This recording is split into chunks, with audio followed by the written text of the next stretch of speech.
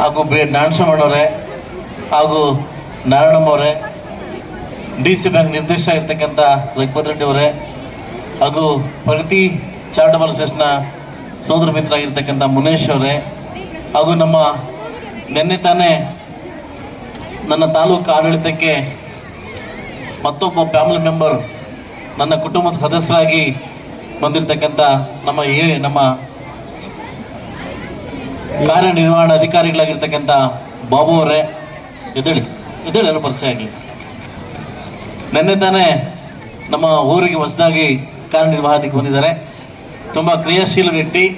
ಇವ್ರ ಬಗ್ಗೆ ತುಂಬ ಕೇಳ್ಪಟ್ಟಿದ್ದೆ. ಯಾಕೆಂದರೆ ಇವರು ಕೂಡ ಶ್ರೀನಿವಾಸಪುರದವರು ಅಂತ. ಕ್ರಿಯಾಶೀಲ ಅಂದರೆ ಅರ್ಥ ಮಾಡ್ಕೋಬೇಕು ನೀವು, ಅವರು ಸ್ವಲ್ಪ ಓಕೆ. ಸೊ ಅದರಿಂದ ನಿಮ್ಮ ಆಶೀರ್ವಾದ ಎಲ್ರಿಗೂ ಇರಲಿ ಅಂತ ನಾನು ಕೇಳ್ಕೊತೀನಿ. Thank you. ಕೋಲಾರ ತಾಲೂಕಂತೆ ಓಟ್ ಮಾತ್ರ ಶ್ರೀನಿವಾಸಪುರ, ತಾಲೂಕು ಮಾತ್ರ ಕೋಲಾರ. ಸೊ ಅದರಿಂದ ಮತ್ತೊಬ್ಬ ಹೇಡಬ್ಳಿ ರಮೇಶ್ ಅವರೇ, ಹಾಗೂ ನಮ್ಮ ಯಾದವ ಸಂಘದ ಅಧ್ಯಕ್ಷರಾಗಿರ್ತಕ್ಕಂಥ ನಮ್ಮ ಶಂಕರಣ್ಣವರೇ, ವೇದಿಕೆ ಹಿಂಭಾಗದಲ್ಲಿ ತುಂಬ ದೊಡ್ಡದಾಗಿ ಗುಂಪಿದೆ, ಟ್ರೈನ್ ಚಿಕ್ಕದಾಗಿದೆ. ಎಲ್ಲ ನನ್ನ ಶಿಕ್ಷಣ ಮಿತ್ರರಿಗೂ, ವೇದಿಕೆ ಮುಂಭಾಗದಲ್ಲಿ ಆಸಕ್ತರಾಗಿರ್ತಕ್ಕಂಥ ಎಲ್ಲ ನನ್ನ ಕೌಶಲ್ಯ ತರಬೇತಿಯ ಎಲ್ಲ ನನ್ನ ಶಿಕ್ಷಕರಿಗೂ, ಹಾಗೂ ಇವತ್ತಿನ ಕೇಂದ್ರ ಬಿಂದುಗಳಾಗಿರ್ತಕ್ಕಂಥ ನನ್ನೆಲ್ಲ ಪುಟಾಣಿ ಮಕ್ಕಳಿಗೂ, ಈ ಕಾರ್ಯಕ್ರಮನ ಆಯೋಜನೆ ಮಾಡಿರ್ತಕ್ಕಂಥ ಎಲ್ಲ ನನ್ನ ಸಮನ್ವಯ ಎಲ್ಲ ಶಿಕ್ಷಕರು ಕೂಡ ನನ್ನ ಕಡೆಯಿಂದ ನಮಸ್ಕಾರಗಳನ್ನು ತಿಳಿಸಿದೆ.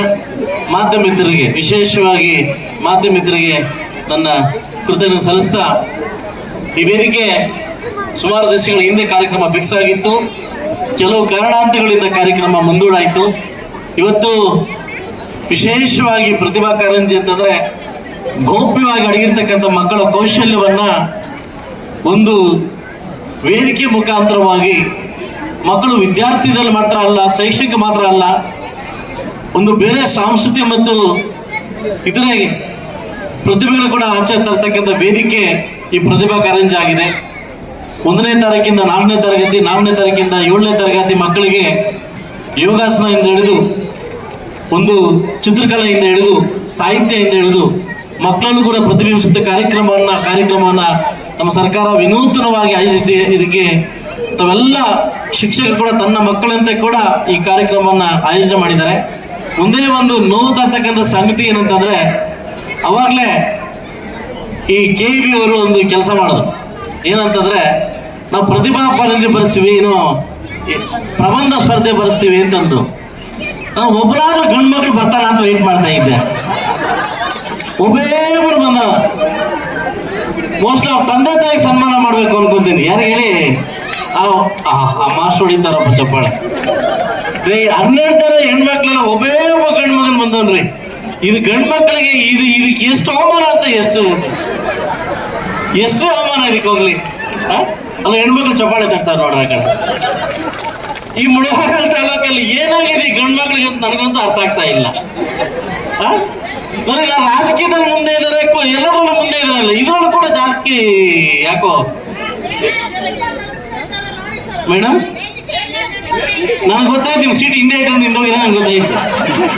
ನಿಮ್ಮ ಸೀಟ್ ಹಿಂದೆ ಅವರೇ ಗಮನಿಸ್ತೆ ನಾನು, ಅದಕ್ಕೆ ನೀವು ಅಲ್ಲೋಗಿದ್ರೆ ಗೊತ್ತಾಯ್ತು, ಹೌದಲ್ಲ. ಆಕ್ಚುಲಿ ವಿಶೇಷವಾಗಿ ಏನಂತಂದ್ರೆ, ನಾನು ಸುಮಾರು ರಾಜಕೀಯ ಫಂಕ್ಷನ್ ನೋಡಿದ್ದೀನಿ. ಏನಂತಂದ್ರೆ, ಘಟಾನುಘಟಿ ವ್ಯಕ್ತಿಗಳು ಲೇಟಾಗಿ ಬರ್ತಾರೆ. ಏನ್ ಗೊತ್ತಾ, ನಾವು ಕೂಡ ಸೀಟ್ ಇಸ್ಬೇಕು ಸುಧಾಮ ಸಾಕಷ್ಟು ಜನ ಮುಂದೆ ಬಂದು ಕೂತಿರ್ತಾರೆ. ಇವನ್ ದೊಡ್ಡ ವ್ಯಕ್ತಿ ಅದನ್ನ ಲೇಟಾಗಿ ಬರೋದು. ಏನು ಗೊತ್ತಾ, ಇವ್ನು ಸೀಟ್ ಬಿಟ್ಕೊಡ್ತಾರ ನೋಡೋಣ ಅಂತ. ಯಾಕೆಂತಂದ್ರೆ ಸೀಟು ಅದ್ರ ಬೆಲೆ DK ಶಿವಕುಮಾರ್ ಮಾತ್ರ ಗೊತ್ತಾಗ್ತದೆ, ಎಷ್ಟು ಕಷ್ಟ ಬೀಳ್ತಾರೆ ಈಗ ಅಂತ ಅಲ್ವಾ. ಆ ಸೀಟ್ ಯಾಕೆ ಅದ್ರ ಕಣ್ಣೆಲ್ಲ ಬರೀ ಸೀಟ್ ಮೇಲೆ ಇದೆ, ಅದಲ್ಲ. ಒಂದು ಸೀಟಿನ ಮಹಿಮೆ ಎಷ್ಟಂತ DK ಶಿವಕುಮಾರ್ ಮಾತ್ರ ಗೊತ್ತಾಗುತ್ತೆ. ಅದರಿಂದ ದಯವಿಟ್ಟು ಎಲ್ಲ ಗಂಡರ ಬೇಗ ಬಂದು ಕೂತ್ಕೊಳ್ಳಿ ತಮ್ಮಲ್ಲಿ ವಿನಂತಿ ಮಾಡ್ಕೊತೀನಿ. ಈ ತರ ನಮ್ಮ ಎಲ್ಲ ಶಿಕ್ಷಕರು ಕೂಡ ನನಗೆ ಸನ್ಮಾನ ಮಾಡೋದು ಸಾಕಷ್ಟು ಬಾರಿ ಹೇಳ್ತಾ ಇದ್ದೆ, ಈ ತರ ಸನ್ಮಾನ ಮಾಡಬೇಡಿ. ನನಗೆ ಸನ್ಮಾನ ಮಾಡ್ಬೇಕಂತ ಮನಸ್ಸಿದ್ರೆ, ನಾನು ಇವತ್ತೇನು ಯಾವ ಉದ್ದೇಶದಿಂದ ಈ ಮುಳಬಾಗಿಲು ತಾಲೂಕಿಗೆ ಶಾಸಕನಾಗಿದ್ದೀನಿ, ನನಗೆ ಗಿಫ್ಟ್ ಆಗಿ ಕೊಡ್ಬೇಕಂದ್ರೆ ನನಗೆ SLC ಮಕ್ಕಳು ರಿಸಲ್ಟ್ ಕೊಡಿ ಅಂತ ಕೇಳ್ತೆ. ಪ್ರತಿ ಸಾರಿ ಕೂಡ ಮೀಟಿಂಗ್ ಮಾಡಿ, ನಾನು ಪೋಷಕರ ಜೊತೆ ಮೀಟಿಂಗ್ ಮಾಡಿ, ನಿಮ್ಮ ಜೊತೆ ಮೀಟಿಂಗ್ ಮಾಡಿ, ನಿಮ್ಗೆ ಏನು ಕೊರತೆ ಇದೆ, ಏನಾಗಬೇಕು, ಅಟ್ಲೀಸ್ಟ್ ನಮ್ಮೆಲ್ಲ 6 ತಾಲೂಕಲ್ಲಿ ನನ್ನ ತಾಲೂಕು ನಂಬರ್ 1 ಬರ್ಬೇಕಂತ ಪ್ರತಿ ಸಾರಿ ಮೀಟಿಂಗ್ ಮಾಡ್ತಾ ಇದ್ದೆ.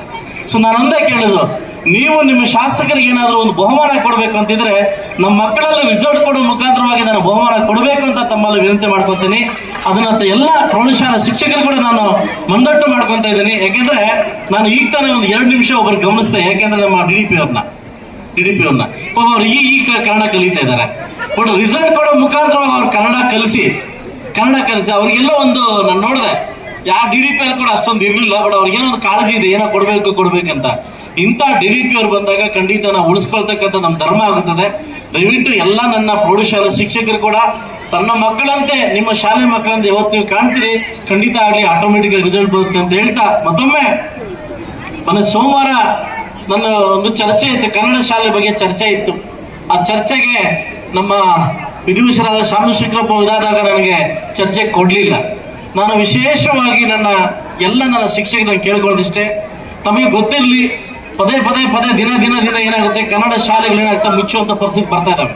ಆ ಮುಚ್ಚಲಿಕ್ಕೆ ಪರಿಸ್ಥಿತಿ ಯಾಕೆ ಬರ್ತಾ ಇದೆ ಒಂದೊಂದು ನಿಮ್ಮನ್ನು ಕೇಳ್ತೀನಿ. ಒಂದು ಲಾಜಿಕ್ ನೀವು ಅರ್ಥ ಮಾಡ್ಕೊಂಡಿರ್ಬೋದು. ನಮ್ಮ ಖಾಸಗಿ ಶಾಲೆಗಳು 3 ತಿಂಗಳ ಅಡ್ಮಿಷನ್ ಇದ್ದಂಗೆ ಎಲ್ಲ ಟೀಚರ್ಸ್ ಏನ್ ಮಾಡ್ತಾರೆ, ಮನೆಗೆ ಹೋಗಿ ಏನ್ ಮಾಡ್ತಾರೆ, ಅಡ್ಮಿಷನ್ ಮಾಡಿಸ್ತಾರೆ. ನಮ್ಮಲ್ಲಿ ಇದಕ್ಕೆ ಆಗ್ತಾ ಇಲ್ಲ. ನಮ್ಮ ಶಾಲೆಗಳು ಉಳಿಬೇಕಂದ್ರೆ ನೀವು ಊರಲ್ಲಿ ಹೋಗ್ತಾ ಇಲ್ಲ. ನಿಮ್ಮ ಮಕ್ಕಳನ್ನ ಶಾಲೆಗೆ ಕಳಿಸಿ.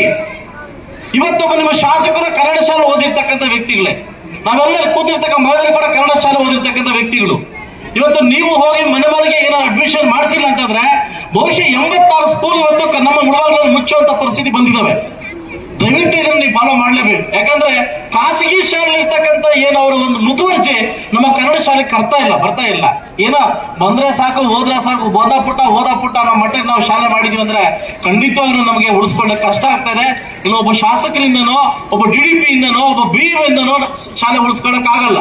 ಪ್ರತಿ ಶಿಕ್ಷಕರು ಕೂಡ ನಾವು ಶಾಲೆ ಉಳಿಸ್ಬೇಕಂತ ಮನಸ್ಸಿಗೆ ಬರ್ತದೆ. ಖಂಡಿತ ನಮ್ಮ ಕನ್ನಡ ಶಾಲೆ ನಾವು ಉಳಿಸ್ಬೇಕಂತ ಕರ್ತವ್ಯನ ನಾವು ಮಾಡಬೇಕಾಗ್ತದೆ.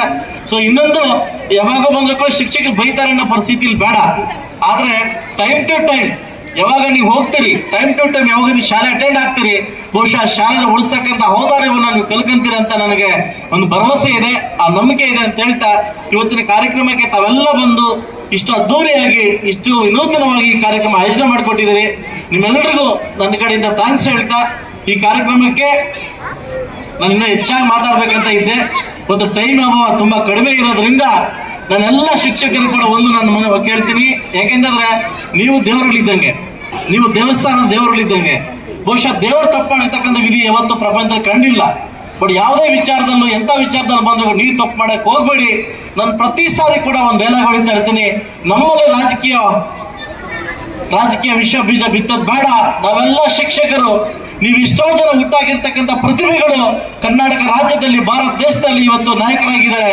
ಇವತ್ತು ಒಳ್ಳೆ ನಾಯಕರನ್ನ ಹುಟ್ಟಾಗ್ತಕ್ಕಂಥ ಕೆಲಸ ಇವತ್ತು ನಮ್ಮ ಟೀಚರ್ಸ್ ಮಾಡಲಿ, ಪ್ರಾಧ್ಯಾಪಕರು ಮಾಡಲಿ. ಇವತ್ತಿನ ಭವಿಷ್ಯದ ಮಕ್ಕಳ ಮುಂದಿನ ನಾಯಕರು ಒಳ್ಳೆ ರಾಜಕೀಯ ರಂಗದಲ್ಲಿ, ಉದ್ಯಮ ರಂಗದಲ್ಲಿ, ಶಿಕ್ಷಣದಲ್ಲಿ ಒಳ್ಳೆ ನಾಯಕರು ಉದ್ಬೋಧ ಆಗಲಿ ಅಂತ ಹೇಳ್ತಾ, ಆ ಕೃತಜ್ಞತೆ, ಆ ಒಂದು ಕೌಶಲ್ಯ, ಆ ಒಂದು ನಿಮ್ಮ ಏನು ಸಾಹಿತ್ಯ ಎಲ್ಲ ಕೂಡ ನಿಮ್ಮಲ್ಲಿ ಇರಲಿ ಅಂತ ಹೇಳ್ತಾ, ಮತ್ತೊಮ್ಮೆ ಈ ಕಾರ್ಯಕ್ರಮಕ್ಕೆ ಆಹ್ವಾನ ಮಾಡಿ ನನಗೆ ಇಷ್ಟು ಮಾತಾಡಲಿಕ್ಕೆ ಅವಕಾಶ ಕೊಟ್ಟಿದ್ದ ಎಲ್ಲ ನನ್ನ ಶಿಕ್ಷಕ ವೃಂದದವರಿಗೂ ಹಾಗೂ ಎಲ್ಲ ಪುಟಾಣಿ ಮಕ್ಕಳಿಗೂ, ಮಾಧ್ಯಮಿಕರಿಗೂ, ವೇದಿಕೆ ಮೇಲೆ ಇರ್ತಕ್ಕಂಥ ಎಲ್ಲ ನಾಯಕರಿಗೂ ಒಂದ್ಸಲ ನಾನು ಮಾತು ಮುಗಿಸ್ತಾ ಇದ್ದೆ. ಎಲ್ಲರಿಗೂ ಒಳ್ಳೆಯದಾಗಲಿ.